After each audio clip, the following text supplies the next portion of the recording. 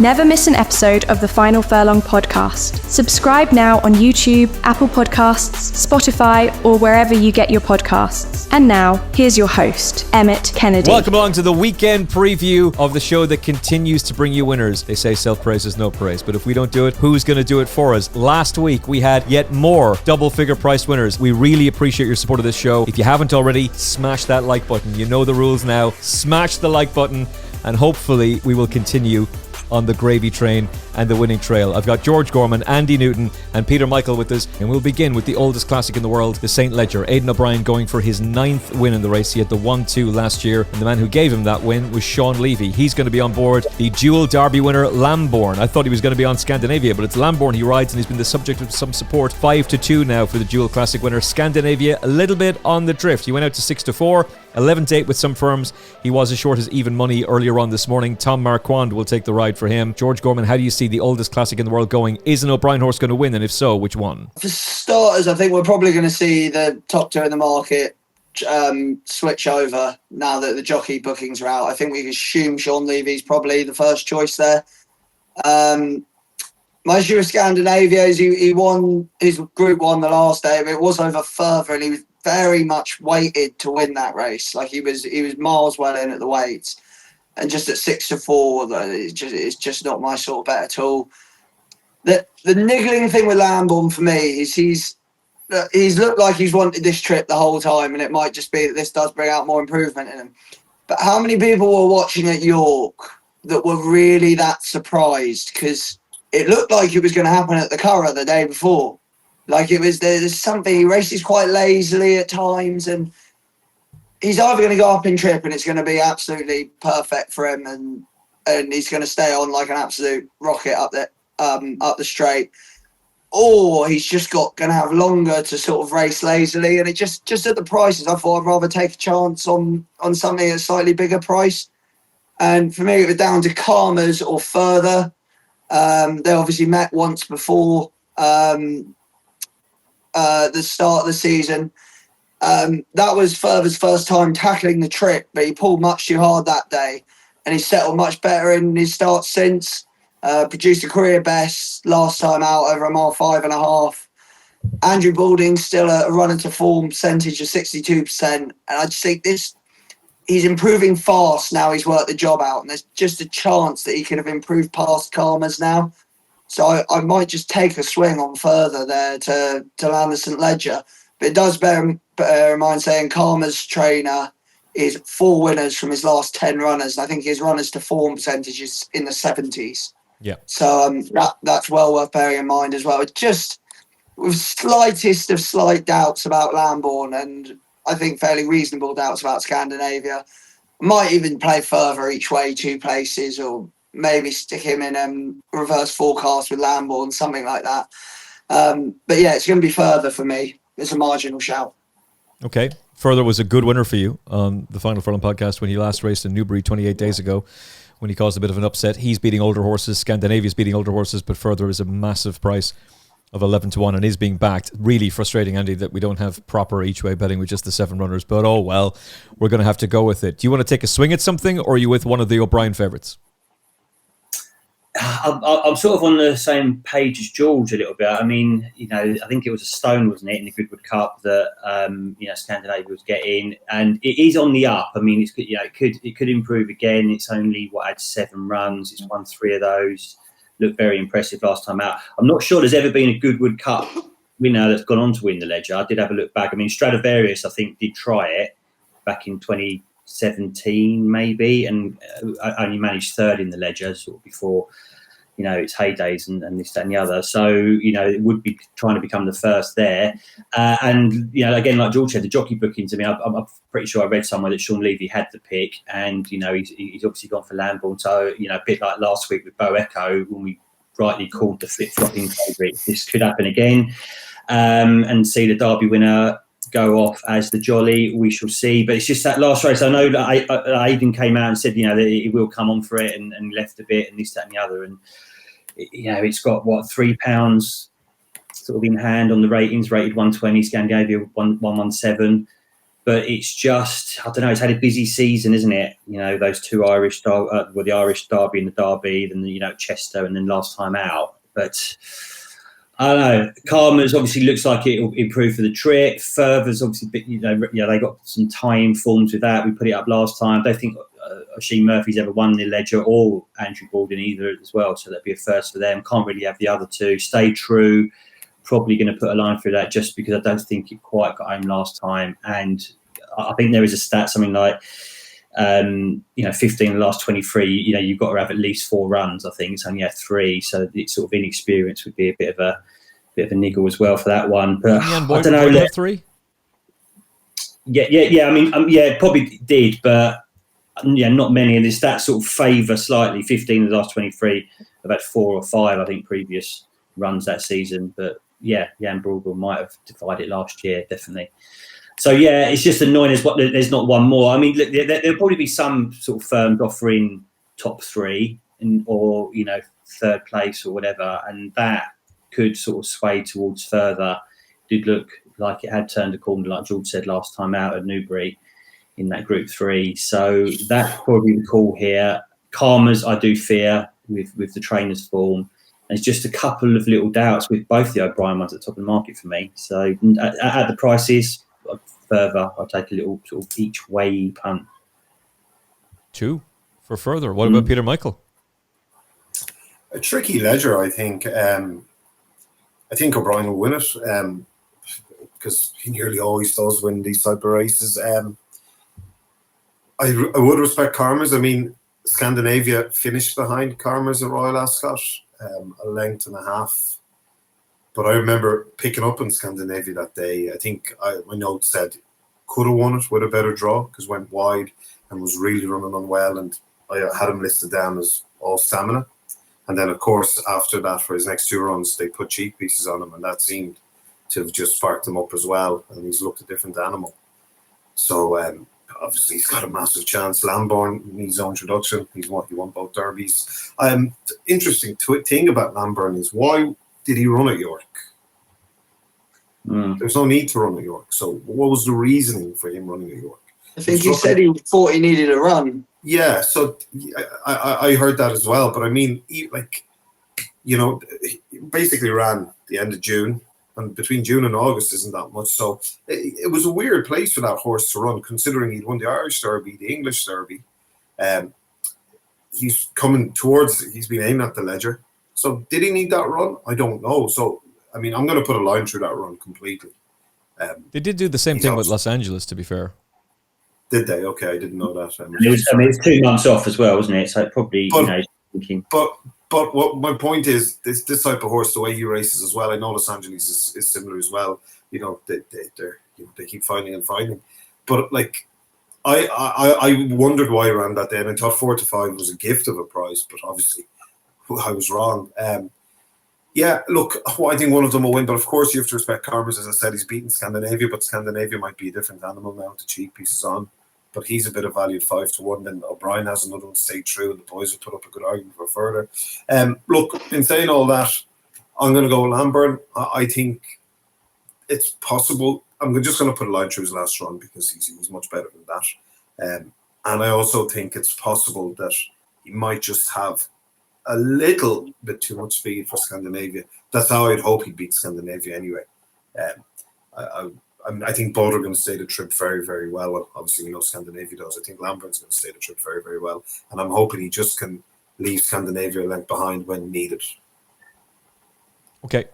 Scandinavia unexposed in cheek pieces, obviously, and I think Tom Marquand's a very positive booking. I think Levy is as well, and I have no problem with Miguel Barcelona. It might be a little bit left field, but Miguel Barcelona's a proper Group 1 jockey, so I'm pleased to see him on Stay True. Lambourn is the pick for me. He was the pick for me yesterday. He's the pick for me now. I think 5 to 2 is just too big. We're talking about a dual classic winner, and you're getting him as second favourite against a horse in Scandinavia who's completely unexposed and very talented, and he could be an absolute superstar. But as the boys pointed out, as I was saying yesterday with Adam, he was getting a stone in the Goodwood Cup, and I think if Lambourn ran in that race, he'd have won it. And I'd have been really disappointed if he didn't. So I'm going to trust that Sean Levy and Aidan O'Brien can get the job done with a horse that can be ridden aggressively. I think they'll probably return to those tactics again, and hopefully he has the class to go and win it. And a ninth St. Ledger for Aidan O'Brien. Lambourn for me, Furthur for the two boys. Peter? Lambourn for me as well, Emmet. So 2v2. Just quickly, like the last Derby winner to win the St. Ledger, the Epsom Derby winner, that is. Yeah, because Los Angeles didn't run. I mean, I might be wrong. Someone might correct me in the comments after, but because I only had a quick look earlier, I've had a bit going on this week. But I think you have to go back to 1987. Well, reference point. Well, I'll tell you who should have won it. Camelot. Justice for Camelot. Justice for Camelot. Yes. Triple we know what you did. We know what you people did. Allegedly. Oh man, that was so frustrating. But I'm sorry, you were saying Los Angeles did had the same prep, but he didn't win both derbies. I was doubting myself there. It's a big difference when you've won both derbies. And then yeah, but he's an Irish Derby winner. To run in a great Voltager is just bizarre. Well, yeah, it is. But equally, when you're an English Derby winner and an Irish Derby winner, to do that as well, that's even more bizarre. Yeah, I think they look at that race as just a very good preparation for the rest of the season. So the whole point with Los Angeles last year was they wanted to train him to be an arc horse, and obviously they're persisting with that, and they didn't want to go down the St. Ledger route with him. I don't think they really think he's a mile 6 horse in the first place, but they also didn't want him to be because they had Illinois, they had Jan Bruegel, they had enough strength and depth for that division. Lambourn, I think they were really trying to go the same Los Angeles route, and they've just decided this is pointless. Like, there's no point in going for an Irish Champion Stakes with him. So I think it fit in nicely. But from memory, because we were covering this on TalkSport, I'm pretty certain that Aidan was adamant he needed another run. Yeah. And I'm pretty certain everybody knew on track he was going to need the race. So the word seemed to be out. I remember Louis Stewart saying to me beforehand on TalkSport, I wouldn't be massively confident about Lambourn today. He said he should win this race. He really should win, but I don't know. This price seems too good to be true. And it was. We're going to go for the other feature race on Saturday, so then we're going to work backwards to the best of the rest from Doncaster and Leopardstown. But the main race, aside from the oldest classic in the world, the St. Ledger, is the Irish Champion Stakes. And again, Aidan O'Brien dominates the betting. He's got the favourite. He's going for his 13th win in the Irish Champion Stakes. No ombudsman to worry about. So why oh why has Delacroix gone from 10 to 11 to 11 to 8? Nothing has changed. Nothing has changed, except for the fact that you now know he's going to be drawn in stall 8. Why is he on the drift? Could it be Adam Mills, Jake and I going, like Delacroix, but don't want to back him at odds on? Well, we're being tempted now at 11 to 8. Anmaat 4 to 1 and being heavily supported. Shin Emperor, subject of good racecourse gallops or good gallops at the Curragh, at least 11 to 2. Zahrann 11 to 2 and holding up well. White Birch has come in for some support. 10 to 1, 8 to 1, now 6 to 1. Royal Champion, talked up by a few people, 16 to 1. Hotazhell, who I think has got a much bigger chance than his price of 28 to 1 suggests. And then the pacemaker will be Mount Kilimanjaro. George Gorman, the Irish Champion Stakes. Are you with or against Delacroix? And if you're against him, who are you with? I'm going to be against Delacroix. I just looked a little too awkward on too many occasions for me now to be backing him at 7 to 4. I've got a lot of respect for Anmaat, who obviously just runs to his level every time. But I know he's a Champion Stakes winner on soft, but I really think the best of his form to me tends to be certainly in his younger days, on a quicker surface anyway. I don't know if it's just more the case that they're a bit shy of running him on faster ground nowadays with the amount of time he's had off. Obviously his second to Ombudsman's been boosted, but so if I fancy Anmaat, look, for me, the ground's gone soft. I think White Birch is one of the best horses in training, and his record on soft ground sort of speaks for itself. The last time he ran on soft was winning that Group 2 at the Curragh. He won the time before that on heavy. He also won a Group 3 at Leopardstown on heavy in 2023. In fact, the only time he didn't win when encountering ground softer than good was on debut in a maiden at Naas, where I presume he just needed the run. With a run, he'd have beaten Los Angeles first time out this season. Last time out, with a clear run, he'd have beaten Los Angeles. He still ran to an RPR of 120 despite that last time out. I know how good this horse is, and he's not got that much to find. And the fact the ground's soft, hopefully they're actually going to run him this time. He's the horse I'd kick myself the most if I saw him win at the price he is. And I'm just a big fan of this horse. I think he's a proper superstar. We just never get to see him. But hopefully on Saturday we will.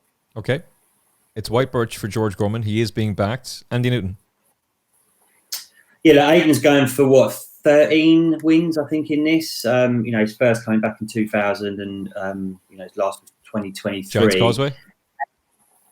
Giants Causeway was the first one. Yeah, good knowledge. But I don't know. I don't think he's going to have it here either. I'm a little bit worried about, probably the ground a bit with Delacroix. I know it's gone okay on soft before, but I think it's more to do with potentially, getting home if it's a bit more of a slog. That's all after, the Derby run and all that kind of stuff, So, and also we got to factor in, no Ryan Moore. He's ridden it pretty much in every race. I think Wayne Lawden's ridden it once. Christophe Soumillon, obviously a good replacement, but you still can't take away the fact that, there's no Ryan Moore in the plate here. I think all those little factors are sort of the reason why it's on a little bit of a slide in the betting. Anmaat, I think I talked about it, but it's done fantastic for a 7-year-old, held its form brilliantly, second in the Prince of Wales and, has form tied in with Delacroix, with Ombudsman and so on and so on. But I think the oldest, this race is, I think, started in 1976 or 5 or something like that. So I think the oldest winner was Swain and that was 6. So it would become the oldest Anmaat if it does get its head in front. But, Owen Burrows is going well. They've had a good start to Donny as well. Recording this day, they had a winner up there today as well. Shin Emperor was third in it last year, and that's going to have its supporters as well. But I think it's only had one win from its last maybe 7 or something like that, and that's the niggle. White Birch, it's just the fact it's on its day 100%. The soft ground's coming for it. It's just the sort of lack of racing. It's obviously had a few little injuries and niggles over the years and the last year or so. And I just can't see why the Johnny Murtagh horse, Zahrann, is 13-2 personally. Because if 8 runners go here, that looks a great each way bet to me. I mean, it's already sort of kiboshed O'Brien hot pot in Los Angeles this year. That run as well. It didn't get the clearest of runs that day.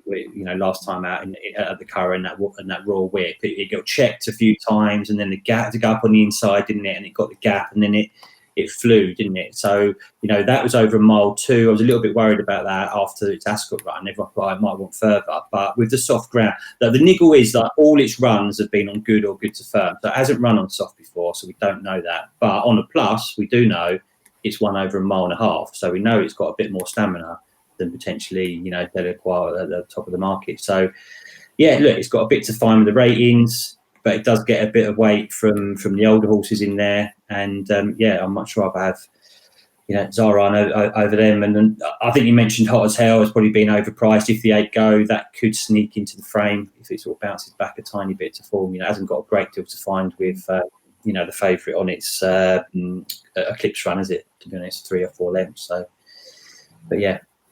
Can I just on that saying about Delacroix on the ground? He's actually he's got a win on good yielding first time out this year. His other runs on softer than good. He's run once on good to soft where he only beat Stanhope Gardens and that. It could be decent form. I do like Stanhope Gardens. But his only run on soft ground is when he got beat by Hotazhell, for whom it was also the only time he's ever run on worse than good. Was his only run on soft ground was his career best when beating Delacroix at Doncaster. Which, looking at the difference in their prices, if someone would say to me they wanted to back Hotazhell each way, I couldn't put them off. Like the data's there that this horse has performed to his best of his ability on soft ground and has never had it since. And actually hasn't been running bad this season on faster ground. Do you have the RPRs? I do. It's a joint best with his on RPRs with his Eclipse run, yeah. Yeah. So he's going to improve for the soft ground and Delacroix is going to regress for it. And yet in theory, everything, to be fair, everything in racing is in theory. But in theory, this is the first time this season that Hotazhell is going to get his ideal conditions. He's going to run on a track. And he's not been running back. He's 28 to 1 is the price I'm seeing. 28 to 1. About a Group 1 winning 2-year-old who beat the favourite for this race on his final start as a juvenile, who won on Irish Champions Weekend last year at this track, and whose form this season is third to Field of Gold and Cosmic Year on his seasonal debut in the Irish 2000 Guineas, when that was not his intended first run. He was supposed to go to France for the French 2000 Guineas. They had to pull him because the ground wasn't suitable for him. Then he runs in the Eclipse, which was the hottest 10 furlong race, all-age 10 furlong race we've seen all season. The race is won by Delacroix, who had that extraordinary turn of foot to get up and was much the best horse in the day, Peter. Ombudsman, the best horse in the world, finishes second. In third place is the French Derby winner, Camille Pizarro. In fourth is the 2000 Guineas winner, who's now unfortunately no longer with his ruling court. Neither is Camille Pizarro, but at least we'll see him at stud. His French Derby form was just boosted by the winner, the runner-up won the Prix Niel on Sunday. And the horse who finishes behind Hotazhell, who Hotazhell managed to rally and get past on the line, was Sosi, who came into the race on the back of 2 Group 1 wins this season and was beaten short head and neck in the Prix-Foy at the weekend. And for whatever, look, they went out to America. I completely understand why. Saratoga is a great place to go. The Saratoga Derby Invitational is worth an absolute fortune, but it's firm ground. And the race is over at the beginning. He's poorly positioned in that race. Shane Foley's a brilliant jockey. He was poorly positioned with the way that race was panning out, and then he didn't get a clear run. And when he finally did get a clear run, I thought he showed enough speed to make me think, oh, you're a horse who's going to be very, very interesting next time out. This is the race Jessica Harrington wants to go for. This is the race that makes sense. This is a weak Champion Stakes. This is a weak Irish Champion Stakes. Anmaat is a nice horse. Shin Emperor is using this as a prep. Zahrann won a Royal Whip where Los Angeles disappointed and has disappointed subsequently. White Birch we haven't seen for 111 days. Royal Champion is a shorter price for this race than Hotazhell. All right. Fair enough, odds compilers. Fair enough. I don't see why he would be. This is an insane price. I can sleep soundly at night putting up Hotazhell and having a bet on Hotazhell. If he finishes fourth, frustrating. I'm annoyed at myself. But George was saying if White Birch wins, he wouldn't forgive himself. If Hotazhell wins this race and I haven't tipped him and I haven't backed him, I'd be banging my head off the wall. This is the horse to back. 28 to 1 is insane. Peter Michael, Great. Follow that. First of all, Emmet, I will. First of all, you should be telling us Delacroix is an absolute certainty for a very weak Champion Stakes. If you stop waffling, we might get some work done. You're a waffler. Hold on a Years second around here now. waffling. Hold on a second now. You haven't, yourself and Mr. Newton there, fairness to George, he wasn't as bad as you guys, haven't I'm going to save you some about- time, Peter. I'm going to save you some time. It's soft ground. It's not going to be that soft. It's soft ground. soft ground. It's all. Yeah. The clerk of the course literally said yesterday, "Oh, there's not much rain. The ground won't change that much." It's gone from good to soft. It's soft. He's severely compromised. I'm not a million miles away from the track. There hasn't been much rain today. The weather's a bit of wind. The sun is out. Very little rain tomorrow. Very little rain on Saturday. Now, there's a good bit of rain forecast for Sunday. Whether that arrives early or not, I don't know. But this race is probably going to be run and yielding to soft ground at worst, probably. But regardless, anyway, your Delacroix has form in soft ground. I mean, he's only ran once on it. He was second. He was beaten exactly by the horse I'm tipping. Yeah, but still, that was last year. He's a different animal this year. You should be saying this is a steering job. I mean, if Ombudsman was on running in this race, I'd be telling everyone to just put everything they have on. Come on, don't back down now, lads. Now's not the time. No. You remember this race last year? You guys were on August Rodin. Yeah. I was on economics, and I chinned you guys. Yeah. So you shouldn't dish. And this is a weaker race than that. Come on, guys. You should all be saying Delacroix. Oh, if Auguste Rodin was still in training, he'd murder this lot. But he's not. And Ombudsman's not here because he's too scaredy to come over to Ireland because he's not that good in the first place. So get on with it. Who do you like? Stop. Would you stop? Well, to be honest, I think either Delacroix or Anmaat will win this. I think the play here is Anmaat each way. My worry for Anmaat is this track mightn't suit him. Chris Hayes is going to suit this horse, so he's a brilliant jockey with these type of horses. He's absolutely mustard with these type of horses. And I've heard people in the past or read people saying Chris isn't top class. Chris is top class, and he's one of the best around, and especially in horses like these. Now, unfortunately, it's not, I'd rather him riding Anmaat at a different track, but Chris is well capable, and I think the play in this race, I mean, it's the dead 8. Hopefully there's everything runs. Anmaat at 4-1, you're getting nearly all your money back if he's in the top 3. There's no way he won't be in the top 3 in this race. There's no way in hell he won't be in the top 3. So I think Anmaat is a solidly try bet, but I would be afraid of Delacroix because, I mean, to come 3 lengths behind Ombudsman, you must be a pretty good animal. Yeah, I would agree with that. Thank you. Thank you very much. For all the joking, like, Ombudsman is a top class racehorse. Like, I can legal turn of foot, much better turn of foot than Delacroix. I can talk some nonsense, but we can also accept and recognize that he's a class act and a very, very talented horse. Owen Burrows remains in great form as well, and he had a good winner for us on the podcast today with Calendar Girl winning, which was a very pleasing result. So that was a good start to today. It kind of derailed with Luke Morris. Don't talk about him. Don't bring up Luke Morris, please. Don't mention the war. Look, Delacroix is the one they all have to beat. I hope he wins because racing needs superstars, and if he wins, then hopefully it sets up another epic clash with Ombudsman. Ombudsman probably runs scared again. How do you guys think they'll ride him? It's interesting to see. I think they'll go forward. I think they'll make the running. Well, the Japanese horse, I think will probably do that. No, Shin Emperor. I think Sumion will make the running. Yeah, see, this track is a track you don't want to be too far behind, as we know. So everybody might want to get a good position. Yeah, good setup for Anmaat. Hopefully they overdo it. Yeah, Chris comes there in the bridle. It could, but I very much doubt that Christophe Sumion is going to be stone last round in the final turn. And if he is, no, not an episode, not a hope. Yeah, I think they'll go forward on Delacroix. Hey, maybe we'll have the opportunity to ask Aidan O'Brien that very question. Okay, let's go for the final selection. So, just to remind everybody, George Gorman, you are with. I'm with White Birch, but I'll probably end up having a small bet on Hotazhell as well. But White Birch being my main play. Look at that juvenile form, George. Swagman comes out and wins the Classic Trial. Trinity College comes out and wins at Royal Ascot, finishes second in a Group 1. Lambourn wins the Derby. Tennessee Stud finishes placed in the Derby. Ran a blinder in the Prix-Niel, won a Group 1 as a 2-year-old last season. It's there. It's there for us to see. This is the horse to be with. 28-1. 28-1. Andy, you're with White Birch?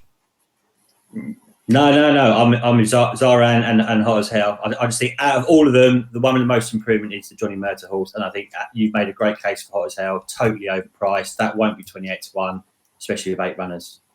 I can see him being price-wise. It'll be either him or Anmaat, and I think Anmaat's becoming too short a price to be price-wise now. So Zahrann's an interesting shout, though, for sure. And I know Johnny Murtagh really likes the horse and is excited about him. And for Peter... Yeah, I have to say, you guys have made good arguments. I agree with what you're saying. Hotazhell does seem value, and Zahrann definitely is an improver in the field. So I respect both. Whilst I don't think they'll possibly be good enough on the day, I think Delacroix will be leading with a furlong to go, and Chris will try and come with one run. And I hope Chris can just go by him in one run. So I'm going to go with Anmaat first and Delacroix second. Put some respect on Chris Hayes' name, by the way, as the kids say. That man's absolute mustard. Oh, brilliant jockey, yeah. Phenomenal jockey and a great booking. Jim Crowley's a good friend of the show. We talked to him quite a bit. We talked to him quite a bit for TalkSport as well. So hopefully he's going to be back sooner rather than later, because that was a horrific. The man could have been killed. As could Trevor Whelan. That was absolutely horrendous the other day. So get well soon. Shout out to one of the best in the business. Okay, we're going to switch back to Doncaster. We're going to go for the Champagne Stakes. Gewan, who was a really good winner on the Final Furlong podcast for Adam Mills at the York Ebor meeting, and for Georgia Cox as well, for that matter. 13-8. There's going to be none of the 11-2, or the 16-1, in fact, that they put him up at when we did the York preview initially. 16-1 was available then. Well done to those of you who got it. 13-8 is the price we're currently looking at. Along with Oxagon for Oisin Murphy and John Teddy Gosling, a 7-4 shot. He was a very, very impressive winner, and he ran in one of the hottest maidens we've seen all season. Distance Storm might have let that form down, but that's a horse of immense potential, and Constitution River is a proper group performer as well. He was in behind his shape nicely that day, and he's come forward since. And then you got Cape Orator, who went out to France to win last time out. He's 5-1 shot. Puerto Rico remains one of the best maidens in training, probably fighting do or do not for that title, 13-2. And Cape Ashizuri is a 14-1 shot. George, who do you like? Yeah, Gewan did very much impress me the last day, and he probably is the most likely winner here. But you know me, I hate these sort of 2-year-old races where you're guessing they're all improving at different rates, I'm always going to go with a horse that's proven at the level. And there's only one horse here that's stepping down in grade here, and it's Puerto Rico.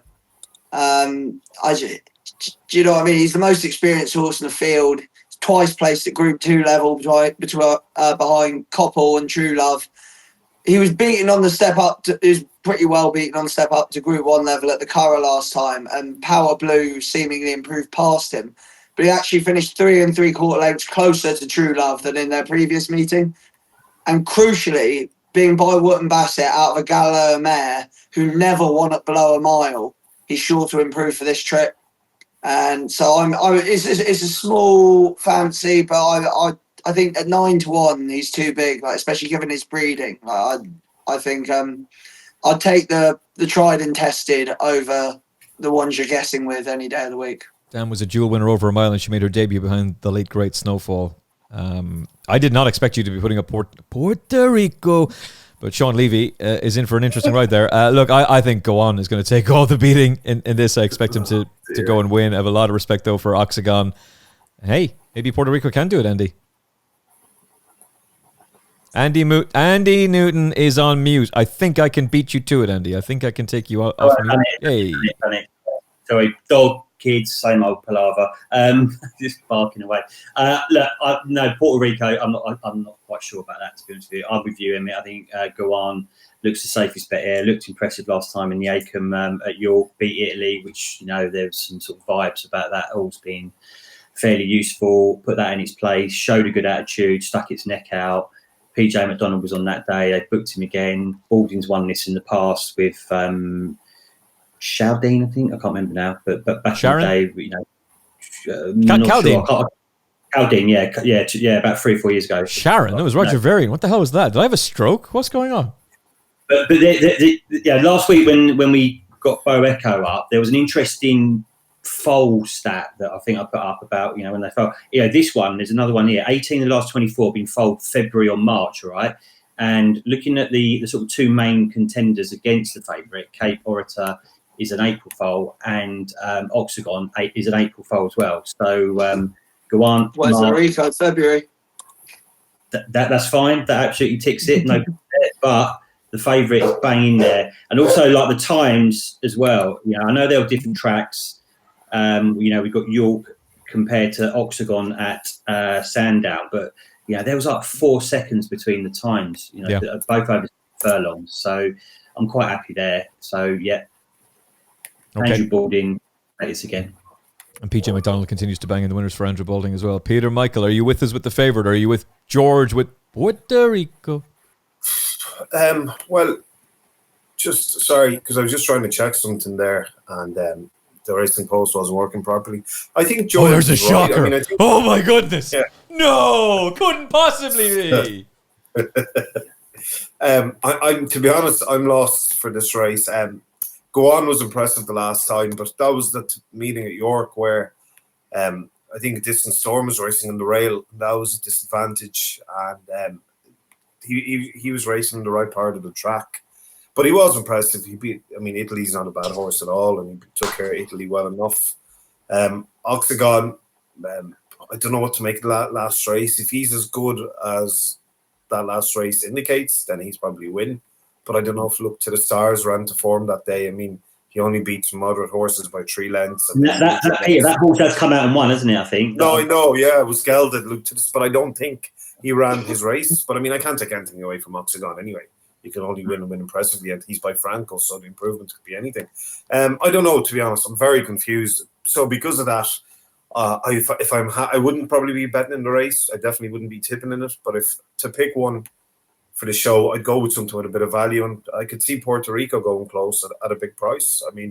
As George said, he's dropping down the class. He's got good form. The extra furlong will bring improvement. I was a bit disappointed with the last run. That's the only thing, but that's the only run I could be disappointed with him so far in his career. So I'm willing at 9-1. He's only got 4 horses to beat, and he's got as good a form as any of them. So I'd be willing to take a chance in him at that price.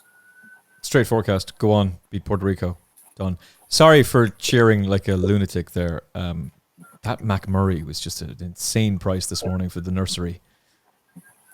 Happy days. And Crest of Fire chased him home, who was behind him and has that really good form from Humidity's debut at Newbury. Both of those horses' debut form is quite impressive. And that's another boost to a bit of Spirits form as well, if you want to. Hold on a second. Where was that now, Emmet? The nursery at Doncaster. Oh, okay. Okay, well done. Yeah, pleased with that. One for that's two. Thanks a bunch, Luke Morris. It should have been three, but it's two for the 10-bet 10 to follow for the weekend, and we've got 7 more to go. I think one of them, Grand Grey came out this morning, so in fact he did. So we got 6 to go, hopefully more to come, hopefully. Okay, we're going to switch to Leopardstown for the, not too far away from me, Ballylynch Stud. Ingabelle Stakes. This is going to be very, very simple, very short and sweet. How far does Diamond Necklace win by George Gorman? Yeah, I struggle to really disagree with you there. There's not too much to say about it, is there? It's Aidan O'Brien, very impressive first time out. We know how much they've all been improving this year as 2-year-olds from first start to second, and this horse is obviously the form pick so far. If she's going to take any sort of a step forward like some of the others have done, she's going to be very hard to beat, but she's priced accordingly. So I'll probably give this one a miss, but if you ask me for a bet, I'll give it a miss. If you ask me for a tip, I'll say Diamond Necklace. Yeah, Diamond Necklace. That's fair enough. Look, it's not exactly an inspiring price. She's 10 to 11 as we're recording. I thought we might be able to get some bit of a price, but it became a bit of a weaker race, Andy Newton. So short and sweet stuff. Is it Diamond Necklace for you? Andy's been muted again, although it doesn't say he's muted. What has happened to Andy? Andy, can you hear us, Andy? Hey, can you hear me? Hey, he's back. I wasn't muted though. What's going on? Yeah, that's so weird. Weird microphone here. Diamond Necklace as well. As I say, like we're in the commentary for when it won, on debut at the Curragh, Diamond Necklace was Jerry Hammond was calling it. Come on, Jerry. Yeah, legend. But this thing's been entered in a few races. In the last couple of weeks they pulled it out. This has obviously been the target. We'll win this. It's 5 to 1 for the Phillies Mar, 3 to 1 for the Rockfell, and it'll be a lot shorter after this, won't she? So yeah, I'm really looking forward to hearing the really interesting lines that Jerry's going to come out with this weekend. There's very few people who can get as excited and enthusiastic about a commentary as he can. And I think it adds an awful lot to the racing. All right, Peter, for you? Yeah, same as you boys. I think what is she? Even money. Look, as George said, not really. I wouldn't be getting stuck into her at all at that price, but I think she's definitely the one to beat. No value, but the most likely winner for sure. Absolute banker for the multiples. Absolute banker for the multiples. Don't complicate your mind. Diamond Necklace wins. What might complicate your mind, though, is the Portland Handicap. We're going to need the boys' expertise to unpack this one. Air Force One, first-time blinkers and his favourite, 9-2. Don't these colours, though, normally win? The Bond Thoroughbred colours, aren't they normally at York? But maybe this race. Addison Gray, Georgie boy. George and myself had Addison Gray for the Gray Handicap. Whether or not we want to be going for this race, I'm not so sure, but did us a nice favour the other day. Ross Zahrann will be on board. Trefor, 8 to 1. Where's the horse I like? There he is. Jordan Electrics, 12s. I'll take a bit of Jordan Electrics, please. I've been waiting for him to come good. I thought he ran a really nice race the other day, only beating the length. This is the kind of race that's going to suit him, and we're getting a pretty big price about him. George, who do you like? Well, we've actually got a pair of horses in here that I've put up on the podcast with the favourite and the second favourite. Air Force One was only just touched off. Was it last week? Last week.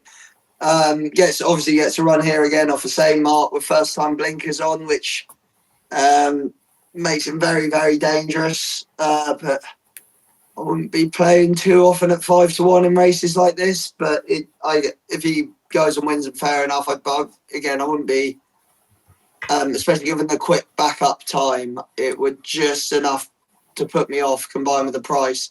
So I've got a pair at bigger prices. And both of them ran the same race at Ascot, actually. You got Rosario, who stayed on well into a 2.5 length fifth in the Shogar Cup Dash, despite the jockey completely forgetting to remove the blindfold due to the fact that apparently in India, the stalls handlers removed blindfold for them. So given that, he's done very, very well to be beat 2.5 lengths. Like literally, he gave them as many lengths as you want out of the stalls. Subsequently, and perhaps as a result of that, he was very slowly away last time out before storming home to finish third, beating a length and a half. Both of those runs came off this mark, and I think with an extra half furlong to stay on, given the way he's finished the last twice, and a better start, he should go quite close here. The other one from that race in the Shogun Cup finished third, just in front of Rosario, Venture Capital. Actually, I tipped that one up on here as well. Yeah.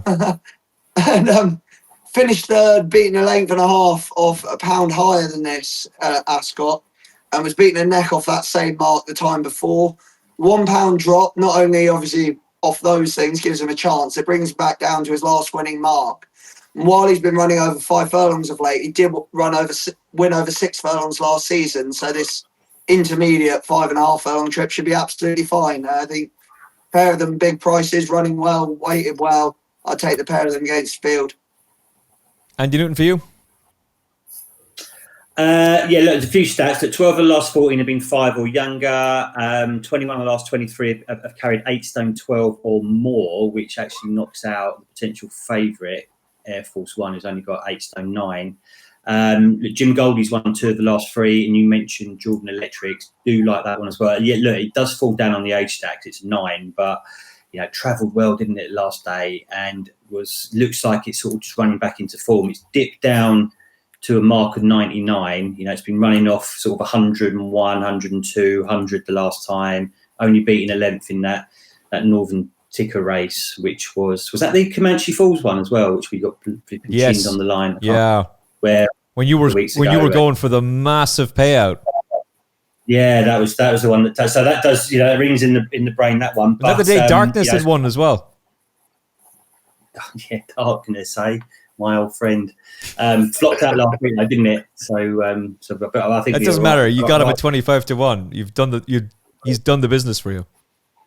It did. And look, Jordan Electrics was a little bit bigger the other week. You want to be drawn probably higher as well. 18 the last 23, a double figure draw. So that sort of puts you off that Tree 4 as well, that consistent sort of Charles Hills one. They've got a couple of good records in this race. They've won it 2013 and 2018, the Hills camp. But the draw in 3 would be the needle there. And look, Apollo 1, I think that was second last year. That's probably going to be sort of one of those thereabouts sort of horses. But after Jordan Electrics, I'm sort of with George with that Rosario as well. I just think it's sort of running into form. That third at Goodwood last time out, being franked. I think the second a horse called Always Glamorous ran second to that Wolverhampton, which is an improver, at Ascot last Saturday. So, form franked there.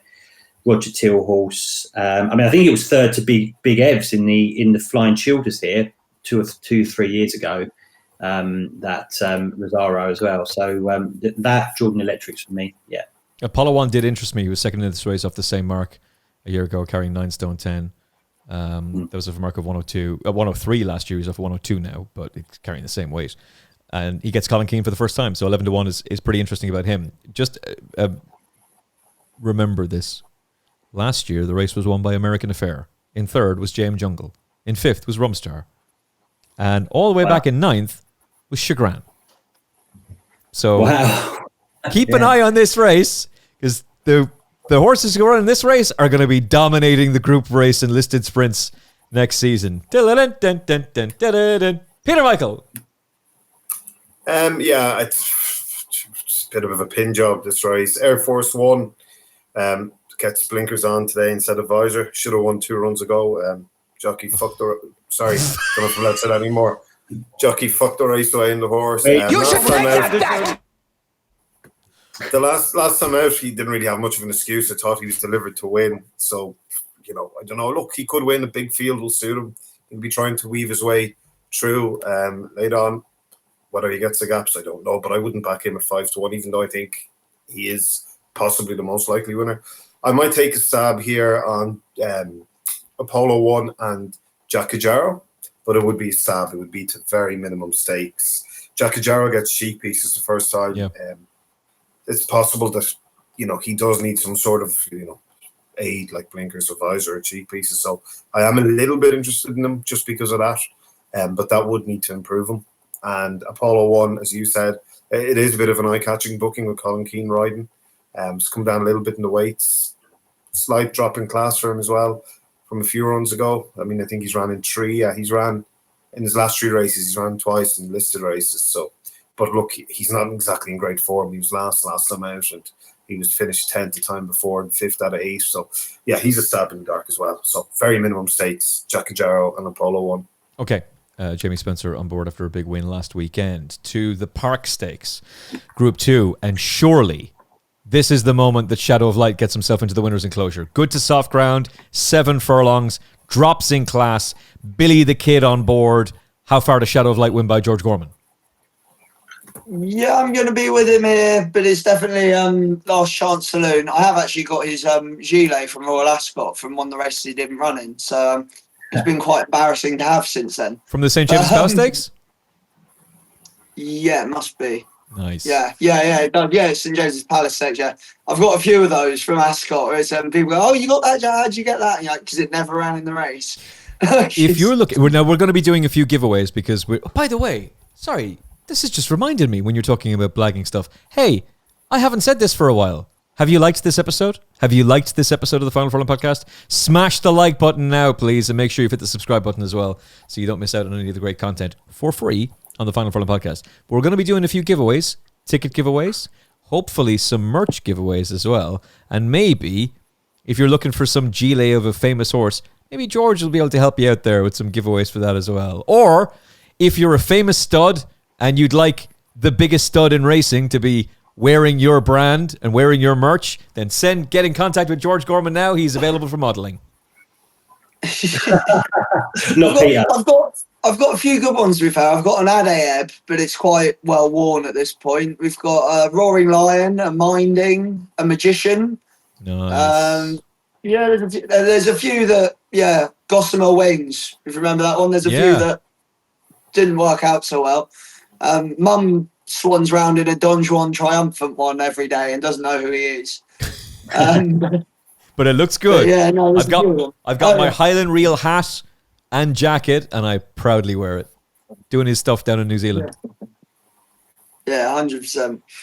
Right. So the Park Stakes, Shadow of Light's getting one more chance this because 3 runs on soft ground have yielded Group 1 wins in the Middle Park, Dewhurst, and the Dewhurst. And then most recently went very close in the Prix-Jean Prat. That's his 3 goes on soft ground, which is probably going to dry out a bit at Doncaster. It's probably not going to be quite soft on the day. It doesn't look like there's rain around, but maybe not enough to maintain soft going. But crucially, he's best in at the weights by some way, and he lowers his sights here after 5 successive runs at Group 1 level. He should be winning this. He really should. And at 7-4, you are getting a bit of a... He's worth backing still. He probably ought to be evens, to be honest, on the best of his form, at minimum. If you were looking at having a swing, so how many we've got? We've got plenty of runners. If you were having a swing at one, and I can't believe I'm tipping this horse up, Audience, his only previous visit to Doncaster yielded a second in this race 2 years ago on soft ground.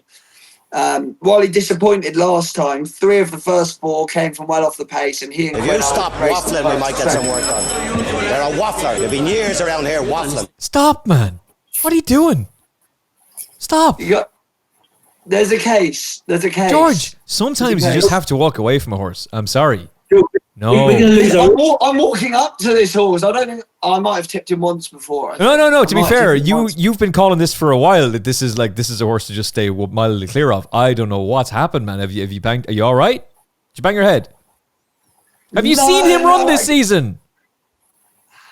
See, at Goodwood, I didn't hate his run. At Goodwood, I really didn't hate his run at all. But if you'll hear me out, last time out, 3 of the first 4 came from well off the pace. He and Quinault were in first and second, and ended up finishing second last and last. Similarly at Goodwood, him and Quinault went forward in the Lennox before fading. And I think the winner came from off the pace that day. Surely he's not going to attempt to take Quinault on for the pace 3 times in a row. Surely he's going to ride him a bit more restrained, and we can see him maybe not return to his Lockinge form, but he can run well at price here. And like, let's say he's had one run at Doncaster before and run well. He is a Group 1, a Group 2 and a Group 3 winner at the end of the day. And I saw shoots of the horse that he was at Goodwood. I think he actually ran really well to finish as close as he did, given how hard they went on the ground. Like, he was very testing that day, and him and Quinault went hammer and tongs the whole way. And do you think he can give £3 in a beating to Shadow of Light? 4. The best Shadow of Light, no. £4 in a beating to Shadow of Light. Like, the best Shadow of Light, no. But I'm saying this is a place only. It really is a place. I just think he's overpriced on the best of his form. Like, my tip is Shadow of Light, don't get me wrong.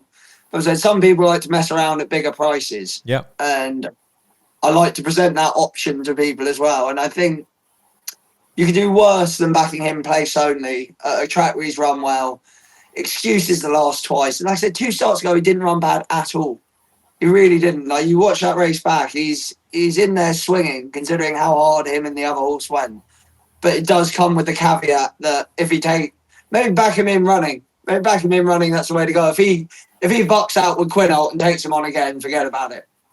But if he sits in and lets the other horse lead, or if Quinault leaves him alone on the front end, that'd be magic. I can't see that happening.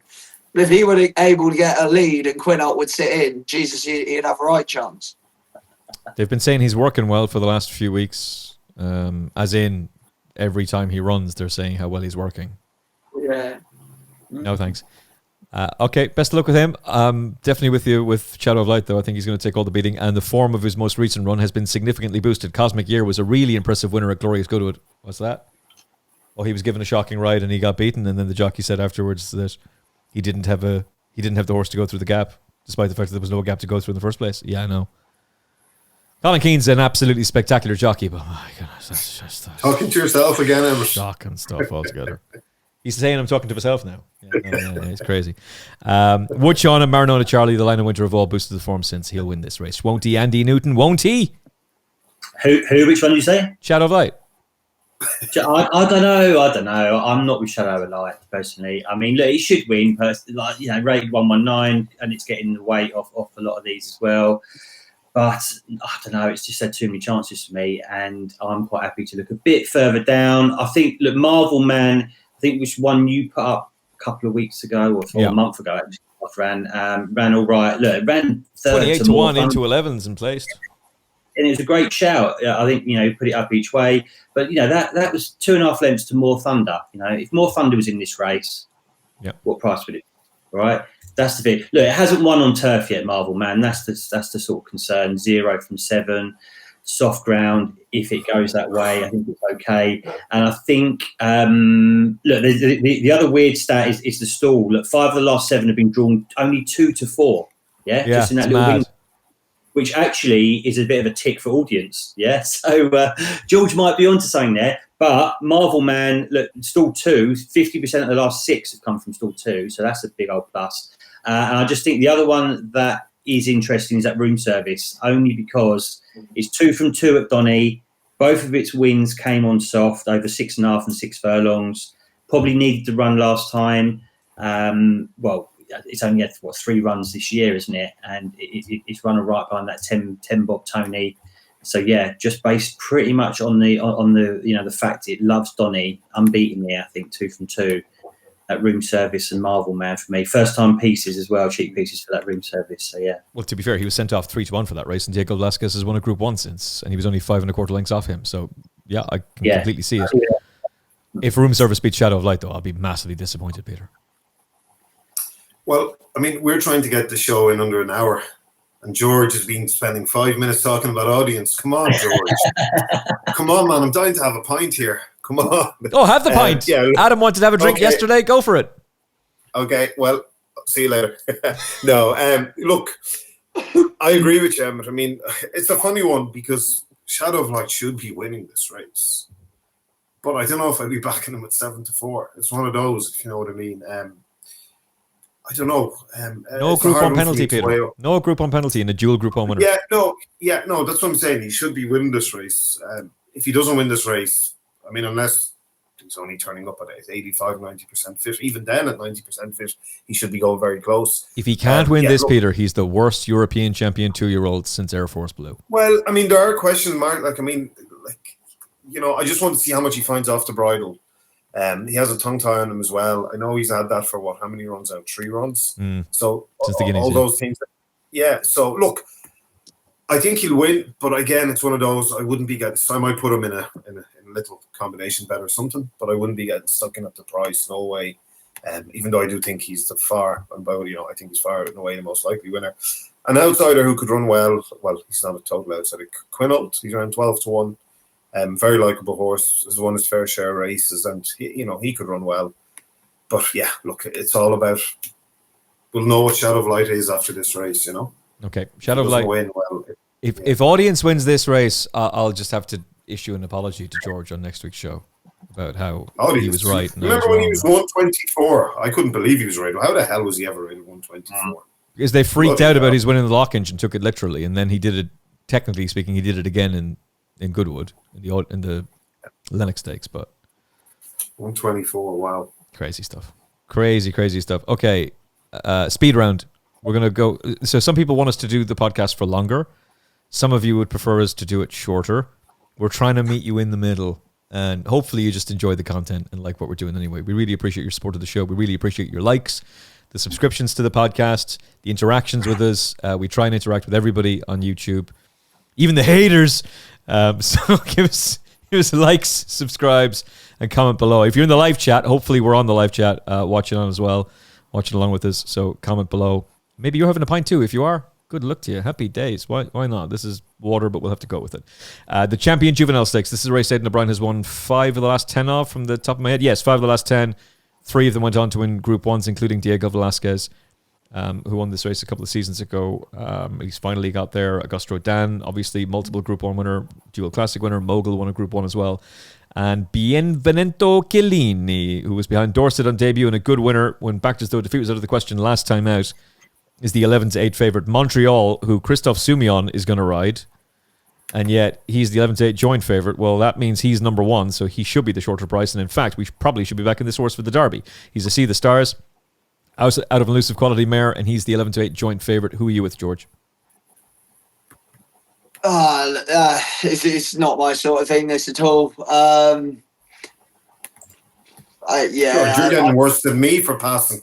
I find it hard to have I've given opinions on all the other. No, I'm only messing, man. I'm only because people say I pass a lot. I'm only messing. There's things that make me think there's a bet here. Like you think Montreal and Hardy Warrior course and distance winners already. A boy named Susie for highest rated or on a second highest rated on RPRs, but that's just courtesy of the fact that that horse has run twice. Look, if you left it to me, I'll probably go for Montreal because you got Christophe Soumillon on board and you've got course and distance winner. I would assume Christophe Soumillon is probably on the first string and the betting is the other way around for the moment. That might change. But if I've been forced to have a bet, I would go for Montreal. Yeah, me too. Andy? Yeah, so just based on the jockey bookings, think they'll flip round. O'Brien's won 50% of the last 10, and he's going to be long odds on to do it again with one of them. And I think jockey bookings tell us that it's going to be Montreal. Was impressive last time over course distance. So yeah, short and sweet. Peter. Well, I can guarantee you O'Brien's going to win this race 100%. There's absolutely no doubt about that. But which O'Brien? Aidan has 2, Joseph has 2, and Donica has 1.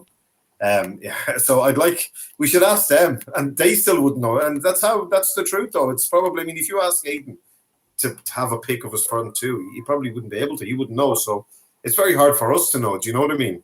They're going to learn a lot about these horses on Saturday. And whoever wins between the top 2 clearly is going to be a very exciting horse. They both have nice form, both progressive form. Montreal was incredibly impressive last time at Leopardstown. Obviously, the other horse, Benevento Chiellini, or whatever you call him, obviously he's a classy horse as well. So look, I don't have an opinion in this race. Sorry, it's too hard. I don't know how much improvement's going to come out of them. So I'll leave it. I'll leave it to you boys. But O'Brien will win. If you want to look smart at Leopardstown, just go around saying, Brian Horse is going to win the Champion Juvenile Stakes. The O'Brien horse is going to win. And don't expand any further on it. I told you, the O'Brien horse. That's it. I'll do better. He's going to get the trifecta. There you go. O'Brien trifecta.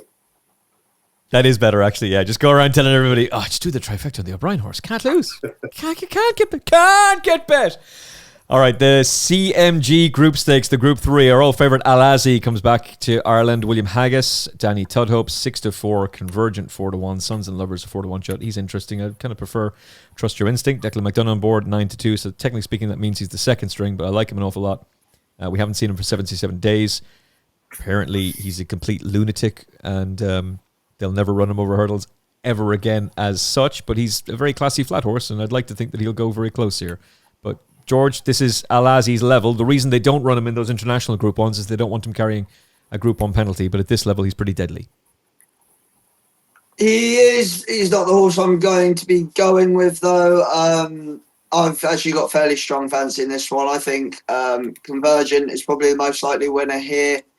He was only caught late home by a closer last time and racing keenly and up with the pace. Look, the form of Hamburg Group 1 can be questioned, but I think the third's come out and won since Lazio. And certainly his third in the Chest of Vase, you can't question the form of that behind Lazy Griff and Lambourn. With Furthur in behind. Well in at the weight. Yeah. He's very well in at the weights and the most unexposed of any of these, and I think he'll win. Andy? Yeah, not a race I've had a great look at, to be honest with you, but I think last year's winner is probably just worth a mention. Trust Your Instinct, has bounced back this season, probably improved, comes here, off the back of a double at the Curragh and, being a proven winner of this race. I think Trust Your Instinct is, going to be in the top 3, isn't it, if you can get sort of 5s. Not a betting race for me, but if I was going with it, I'd go with Trust Your Instinct. But the reason it's not a betting race for me is because I really like George's horse as well, and I can't pick between the two of them, and they're both similar prices, so I'm just going to leave it. Peter, for you? Yeah, I like Convergent. I'd like to see him get an enterprising ride here around this track. He's a big galloping horse, so I hope he tries to stretch them, approaching, maybe from around 3 out before the second last bend. Just try and stretch them. I'm sure they'll do that, and try and just, have a length or two, and nick a length or two turning in. It's obviously, that sounds easy, but it's not as easy as it sounds. But yeah, I'd be more confident with it if they ride him prominent and then try and press the pace at least half a mile from home, if not further than that. Outside of who could run well, there's a horse I actually like quite a lot, but I'm a bit disappointed to see her pitched into this race because I thought she would win last time off 89, and she absolutely hacked up at 11-1, and I was going to be, in my mind, was going to be making money on her next time out in the handicap again. It's a heartbeat. She's priced up at 50-1 here. This is a massive step up in class for her. So, more than likely she's going to fall short. More than likely she's going to struggle. But, she, after her first run, she's been very impressive in both her wins. Every time she's been niggled, she's picked up instantly. I like this horse. I think she's a very, very good horse. I definitely think she's a black type horse. But whether she's Group 3, I don't know. I think she'll outrun her odds anyway. It's a heartbeat. So I'll put up Convergent for the win, and it's a heartbeat of 50-1 each way. Okay. It's a heartbeat. A 50-1 shot. There's no way I'm disagreeing or arguing with that, and that's probably the horse you should just be backing. To the Coolmore Matron Stakes, the other Group 1 on the card at Leopardstown, and it's a really, really intriguing renewal and a fight out between a first and second from last time out in Group 1 company in France. Fallen Angel, friend of the show. For James Doyle and Carl Burke, 2-1. It's a big weekend for Carl Burke. January gets first-time cheek pieces. Is this the thing that's going to make the difference? Is the Christophe Soumillon, who was on board the last day, is he going to now know the horse a little bit better and finally get her back into the winner's enclosure? She certainly has the talent. She travels incredibly powerfully, but what does she find off the bridle? Maybe Christophe, maybe the cheek pieces will make the difference. Serene, 7-2. Hero of the podcast for George Gorman after that massive price win at Royal Ascot. Exactly 10-1 with Dylan Brown McMonagle on board. And Vera's Secret was tipped on this show at a big price by Peter Michael this day last year. She went and did the business. That was in a handicap. We know where she's going to be ridden in this race. She's been a winner for Peter already this season, 11-1 for Coolmore's old boy, Shamie Heffernan. George, who are you with? Yeah, I'm not going to be with Cersine here. I think January was only a length and a half behind her at Royal Ascot, but staying on well late. I think it's possible that the softer ground, while an unknown for her, might enable her to use her stamina a bit better. And along with the cheek pieces, and it can't be ignored that Cersei's 2 efforts on ground worse than soft have seen her well beaten twice now. I know the last day wasn't ideal, like it chucked it down and she was stepping up in trip. But she also has another time where World gave her a hiding earlier in her career that came on soft ground. And I just think she might not be the most honest, but I'm hoping the cheek pieces don't need to bring a whole lot more out in her to see her getting her head in front here. So that'd be my play from a win point of view. But there's one at a price I think could provide a bit of a turn up place wise. I've been waiting for this ground for Sparks Fly all season. She's a 4-time listed winner on soft, very soft, heavy and heavy. Her career best RPR is 112. She's only once recorded an RPR higher than 100 on ground that was good or quicker, which came in the Princess Elizabeth at Epsom last time on good ground. And I think she ran to 101.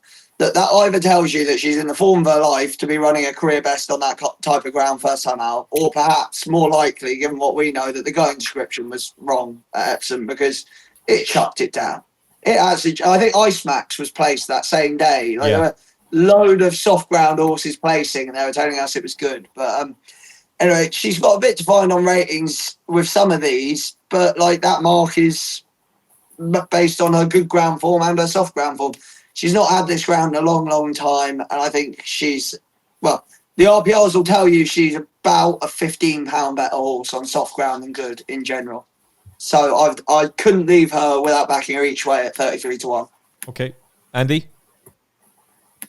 Yeah, I think the first two are a little bit short. The first two in the betting, that is January and Fallen Angel. I mean, Fallen Angel was runner-up last year in this race, wasn't it, as well? Look, the cheek pieces might bring out a bit in January, but they're all sort of, with Zahrann as well, they're quite tied in all the form, with the Royal Ascot, the coronation and everything. So, look, I think Cathedral's a tad overpriced, just if it can find a bit of improvement. It's gone okay on soft ground. It's only had, 5 runs. Exactly is worth a mention, only because it's Leopardstown form. He's 1-2-1-2. Okay, all right. They've come over 7 furlongs, 7.5 furlongs, but never been out the first 2, I don't think, at Leopardstown. And the other one is the one you mentioned a minute ago, that Peter put up last year, that Vera's Secret. I think it might be 2 from 2 at the track. Soft ground is a little bit of an unknown, but I don't know, that 12-1 on that on a horse. We know it loves the track. Vera's Secret for me each way here. Peter? Yeah, I think tactics, you have 2 very, very shrewd jockeys who are riding front runners, Shamie Heffernan and Vera's Secret, who gave, I think, was it this race? Shamie gave a horse an absolute peach of a ride. I don't know if it was this race. I think it was this race. They tweeted about it. Shamie from the front, and Chris Hayes is riding another one that goes from the front here. What's it called? California Dreamer. Those 2 are going to try and just go to the front and slow them down. The only one that could spoil that for them is exactly Drawn in 1. Aidan might want her to go a bit faster, especially for January. I think Fallen Angel could get the run of the race here. I could see her, being 3rd or 4th on the rail and turning in. James would have an option maybe of just going 1 out of the rail. She shouldn't get stuck for room. I just think this, I don't know if Vera's Secret would be good enough to win this race. I love the horse and fair play to her, but if she wins a Group 1, that'll be some achievement from the trainer, given where she started. As I said, I think it's going to be, if Exactly doesn't get in the way, I think Vera's Secret and California Dreamer are going to go up to the front and set a slow pace. And I think Fallen Angel will sit right behind them, and I think she could just get first run on the other main contenders and, might just hold on from them finishing fast. 9 of the last 10 winners. 9 of the last 10 winners were a 3-year-old. I'm going with January. I'm hoping that the cheek pieces are going to work. I'm hoping Christoph Sumion can work his magic, and she finally gets that Group 1 win. Love Fallen Angel. Really like her. I liked her at Royal Ascot. She's going to get her going conditions in this race. She'll get her ground conditions, and she was really good the last day. But it's not that much for January to make it up with her, and she gets the weight allowance. So I'm hoping that January can get it done. Last race before we get the weekend naps will be really quick for the 455, the Salonaway Stakes. This is a race that Aidan O'Brien has won on multiple occasions, including last year with Diego Velasquez. He's got Expanded, who we haven't seen for 111 days, 112 days by the time the race comes around. He won his maiden. He then finishes second, thrown into the Dewhurst, and he becomes the number one after the late withdrawal of the line in winter, and he gets beaten in the neck by a previous Group 1 winner in Shadow of Light, and it was miles back to the rest. Poor old Ancient Truth is no longer with us. We've seen Seagull's 11 come out and win a group race this season. The Guineas was a disaster, but Aidan O'Brien was telling everybody he wasn't ready for that race and he was going to badly need it. And then he was a massive drifter in the betting for the Irish 2000 Guineas and ran no sort of race. He's been entered on multiple occasions, so clearly he's ready to run. It looks like he's going to run this weekend. Christoph Sumian will obviously ride him. He's 11-1 in a race that Aidan O'Brien has got a very, very good record in. That's too big a price against a bunch of old dross, with the exception of Skakusa, who looks like a proper group race performer and can be forgiven his run at Goodwood, and I think you can mark up his performance at York. He was a little bit unlucky with the way that race panned out. Who's the cameo from, George? Bella. Hello, Bella. Yeah. Bella's mum and dad are away, so she's quite needy and wants to walk all over the desk and in front of the camera, and isn't very happy that I'm trying to keep her off camera. Oh, there she goes. Well, let her on. So maybe she's got some interesting insight to provide for us as well. Skakusa is very interesting. George, who are you with? Yeah, I wanted to be with Scalvy Champ, and it's not as big a price as I expected. So the only one left there on my shortlist really was Johan. Winner on soft ground, sort of proven performer at this level, so certainly maybe better known as good handicapper, but brute race placed as well, and comes here in good nick. You know, course from distance winner last time out. We know he handles soft ground. Just ticked more boxes than most for me. Basically, was the thinking behind Johan. Okay, he liked the ground as well. Scorthy Champ is another interesting one. He's a Group 1 winning 2-year-old. He beat Henri Matisse. Now Henri Matisse threw that race away. It's just shocking stuff from him. But the form with Darius, I would say, reads pretty well. Andy, I rate that horse very highly for all that he was disappointing in the York Juvenile International. That's a throwout race. Isn't that right, Peter? It was a stupid race. The worst Group 1 we've ever seen. It's a stupid race. But the Darius form was boosted by Bay City Roller electric turn of foot in the Pre-Niel. What a ridiculous Group 1. Andy, who are you with? Yeah, I'm with you, mate. I think Scorty Champ. Yeah, I mean, look, you've got to remember, it's only had 6 runs, this thing, and you know, Group 1 winner last year, as you mentioned, in the National Stakes, and you know, it could just be that the return to Leopardstown could just sort of spark it back. It won on debut there, May last year. 1 from 1 here. So yeah, look, the softer ground is a little bit of a worry. Good to soft last time in France, but that was a sign that it could be sort of just coming back a little bit. So yeah, I think that I was expecting it to be a bit more, you know, sort of 10-1 or something like that. So maybe there's been a bit of support for it 7s, but yeah. Yeah, he makes sense, Peter. Yeah, again, like it's a very tricky race. I don't have a firm opinion. I was looking at Johan as well, but the only thing is he's won, I think, twice first time out, and he hasn't really backed that up, so that kind of put me off. I'd be looking for something racing prominent, because I think that might, you know, that could be quite important in races 11 mile or shorter. Skakusa is obviously going to go from the front. Chris Hayes is brilliant as well from that position, so possibly him. But I mean, he won 2 races at the Curragh. Ryan Moore gave him super rides both times, and he was well handicapped. So I don't know if he's reached. I don't know if he's a fully 113 horse. So to be honest, I really don't know. But I just think Skakusa, you know, he'll get a good ride and he'll have a good chance turning in. So I'm just going to put him up just for that fact. But Scorty Champ could be alive. You know, well, I was going to say outsider, but he's not really an outsider. He's 8-1. If he comes back to his 2-year-old form, you know, he's got a good turn of foot. And if they do go too fast, that could come into it at the end. You know, he can slingshot. If this was the Curragh, I'd be all over Skakusa, and if Ryan Moore's leg was intact, I'd be massively all over him. Yeah. But neither of those things are true. So 3-1, yeah, fine. He can win. Another outsider we should mention. Sorry, Lord Massachusetts normally can run a big race around this track. He can. So yeah, so he's one that could crop up to, you know, save the bookies if they need a bit of saving at halfway through the card. I have a sneaky feeling. I can't really explain this to you because I really didn't like the horse after the Irish Guineas run. I have a sneaky feeling Expanded is going to bounce back here. And I wonder if Christoph is going to go to the front from stall 4. I'll take a chance. I Can Fly, and Diego Velasquez have won this race in the last 10 years for Aidan O'Brien. Maybe he can bounce back. He's 11-1 for a horse of his ability, for what he did on second start. And if Shadow of Light has won, Expanded shouldn't be 11-1.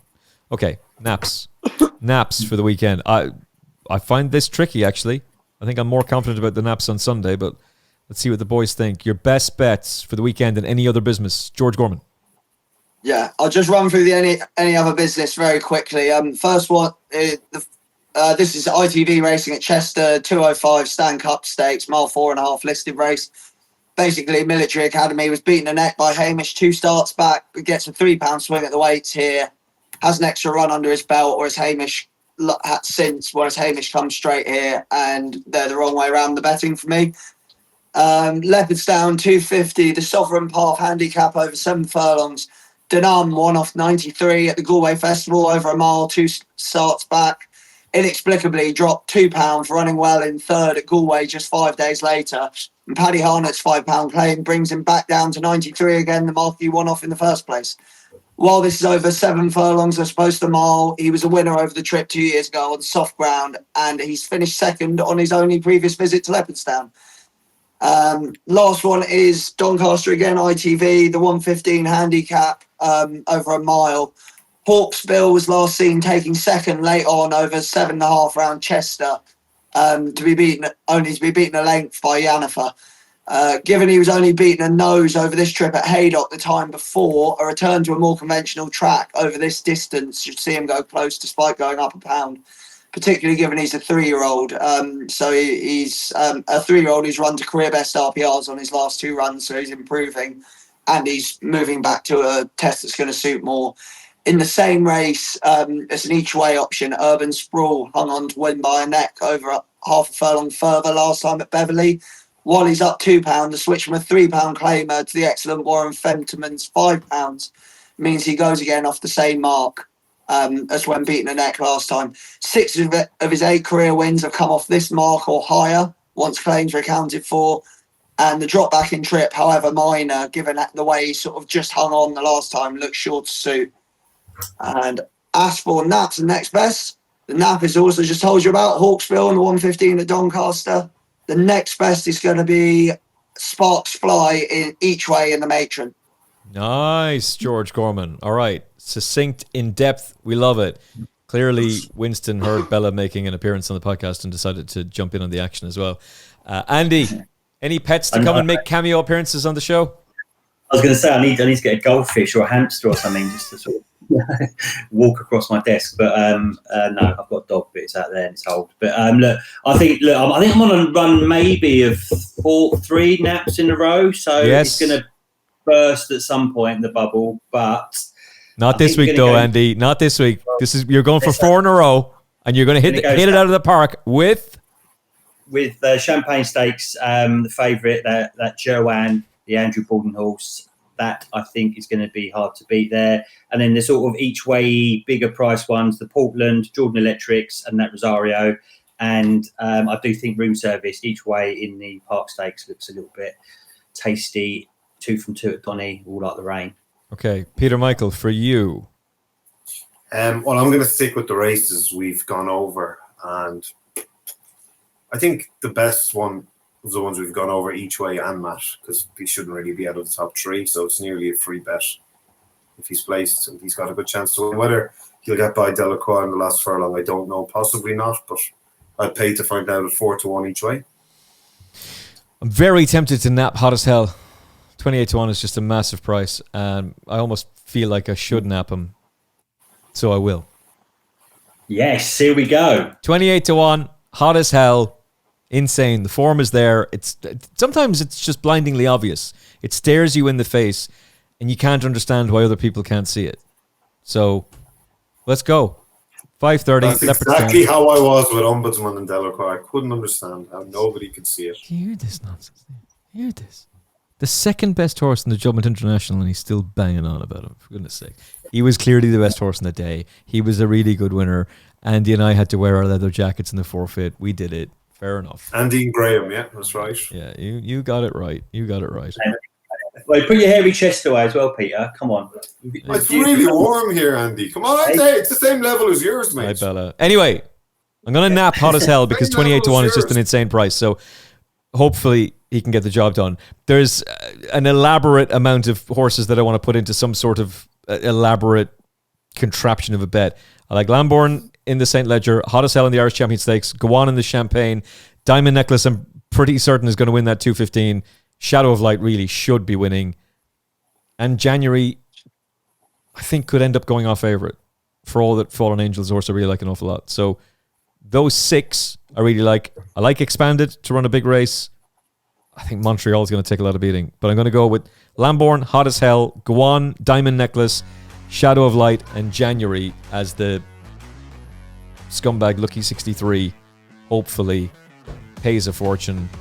And they're paying us in installments. And we're celebrating left, right, and centre. Hopefully. We're back for Friday to preview Sunday at the Curragh for the Irish St. Leger meeting, the Irish St. Leger card. It's going to be a cracking race day. We've got the Vincent O'Brien Group 1 National Stakes, Clermont Zavateri, and so many other horses to talk about as well. So George, I think, will be back. I'm pretty certain Andy will be back. Peter Michael, he might be, he might not be. Adam Mills will definitely be here. But the 3 boys will absolutely be back this day next week to preview the next Saturday's big weekend racing, the next racing to be previewing. But hopefully, all of us will be back tomorrow to preview the card for Sunday at the Curragh. Thank you very much for watching. Thank you for listening to this episode of the Final Furlong podcast. Your support of the show really does mean a lot to us. Smash the like button if you haven't done so already. Follow George Gorman on X at George F. Gorman. Follow Andy Newton on X. His daily lays are essential reading at Newt's Daily Lays. And Peter Michael Racing, this is the man you got to be following. If you haven't signed up for his Telegram group, I don't know what to tell you. And if it hadn't been for a couple of atrociously bad rides, things would be going even better. He'd be broadcasting to us live from Dubai right now. But he's the man to follow at Peter Michael Racing on X. From George, Andy, Peter, and me, Emmet, thank you for watching. Thank you for listening. We'll talk to you again very, very soon in the Final Furlong podcast. Look after yourself and each other. God bless. Thanks for spending some time with us on the Final Furlong podcast. We're independent media, so if you like what we do, hit like, share, and subscribe. It's free, it's quick, and it genuinely helps. And if you enjoyed this episode, there's plenty more where that came from. Don't miss out. Subscribe on YouTube, Apple Podcasts, Spotify, and all major platforms, and join us on the gravy train. The Final Furlong podcast, independent, unfiltered, and powered by you.